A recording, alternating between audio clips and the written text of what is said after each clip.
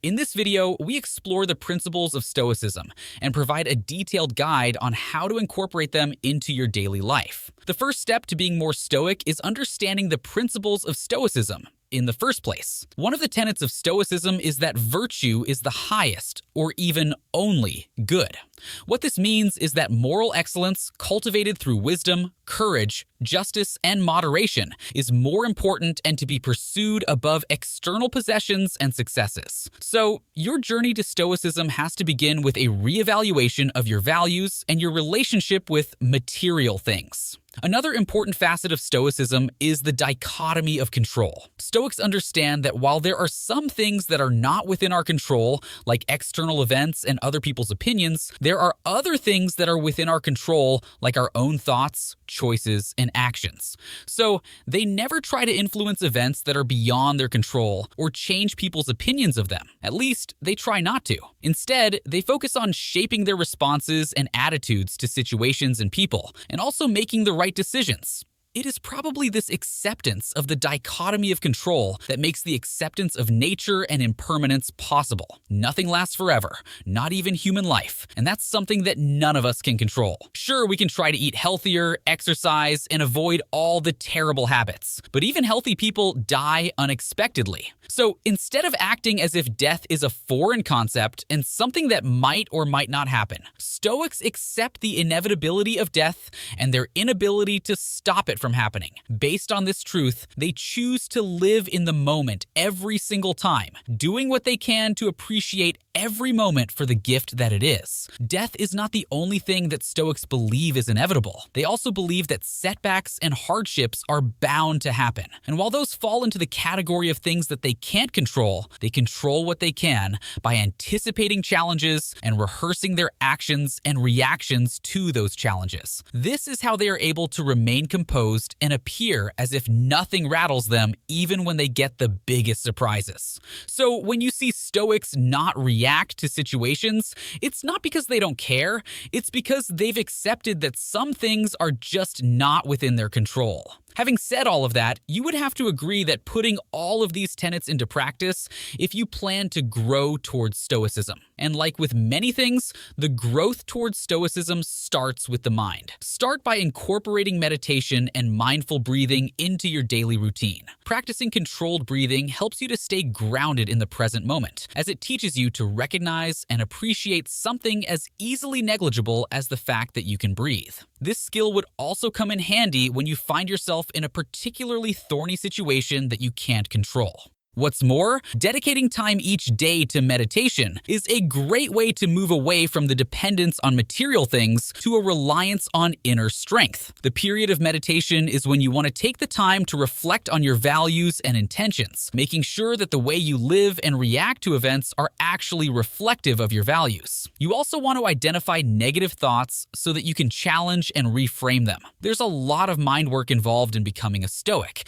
and you have to be willing to put in the work. But many Stoics will tell you that the outcome makes up for all the work. Now, and especially for someone who is starting out, journaling could be a great tool in your growth process. Writing things down gives you a clearer picture of what your thought process really is and how much work you need to do to become more Stoic. So, write down your thoughts and emotions on a regular basis, paying particular attention to situations that trigger strong reactions. Further from that, you also want to use your knowledge of Stoic principles to evaluate your thoughts and reactions, and then write down how you could be or could have been more Stoic in those situations. With time, you would find yourself having better or more stoically appropriate reactions to things that happen to or around you. And eventually, you would be able to flip through your journal and marvel at just how far you've come. Practicing negative visualization is something else that you want to build into your routine, whether it be daily or weekly. The idea here is to not close your mind off the possibility of bad things happening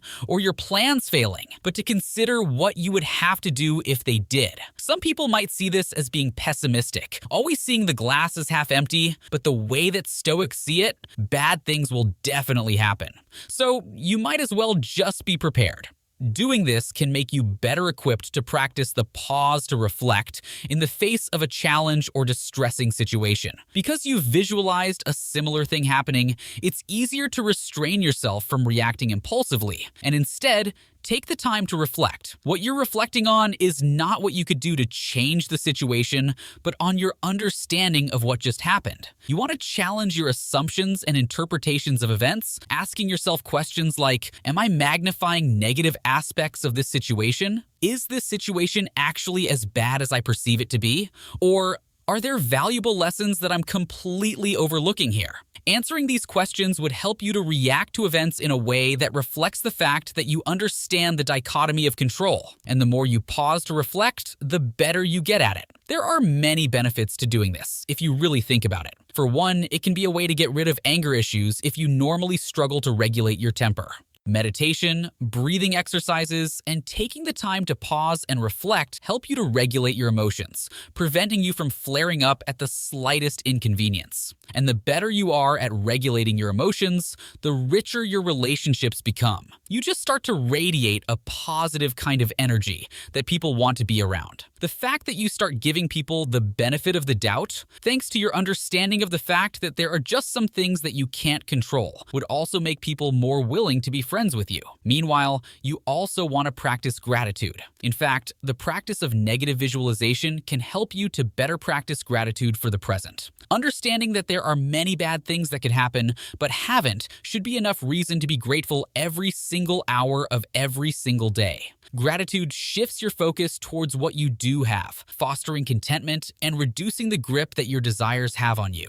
Reading and expanding your knowledge on Stoicism is also important in your journey to being more Stoic. For one, Stoics are readers and consumers of knowledge in general. So if that never used to be your thing, you want to pick up that habit soon. But more specifically, consider reading the writings of Stoic philosophers like Marcus Aurelius, Seneca, and Epictetus. You will find some really helpful tips that you can incorporate into your own life. Remember that one of the facts that Stoics believe is that change is inevitable. What better way to buffer yourself against these changes than by constantly seeking out knowledge? So read wide, and not just books on Stoicism. Also, whether it be with your reading or in life in general, taking a step outside of your comfort zone can help you to build inner strength and resilience, which is needed if you plan to go through life as a Stoic. Bear in mind that Stoicism is not just a concept that affects one area of your life, it permeates every aspect of your life, including your relationships. So, just like you prioritize virtue and morality over external possessions for yourself, you should also be doing that in your relationships. Your decision to be friends with people should be based on their value set, not what popular culture determines to be success or the validation that you can get from them. In that same vein, you could also connect with other people who share your interests in Stoicism. Building a community of support can be a valuable source of encouragement and accountability on your journey to becoming more Stoic. Thankfully, the internet has made finding community a lot easier. There is likely to be communities of Stoics on the different social media platforms, and there are definitely some on Reddit. You would need these communities, especially if you're starting out. Remember, Stoicism is not about suppressing emotions or becoming emotionless. It's about understanding and managing your emotions, navigating challenges with wisdom and grace, and finding inner peace. And with how crazy the world can get, you'd have to agree that controlling what you can is the best way to live. One last thing. Embracing Stoicism is not a one-time event, but an ongoing journey of self-discovery and growth. Be patient with yourself, celebrate your progress, and remember that even the wisest Stoics were human. They were not always cool as a cucumber, and you won't always be. All you can hope for is that you're always more Stoic than you were the day before.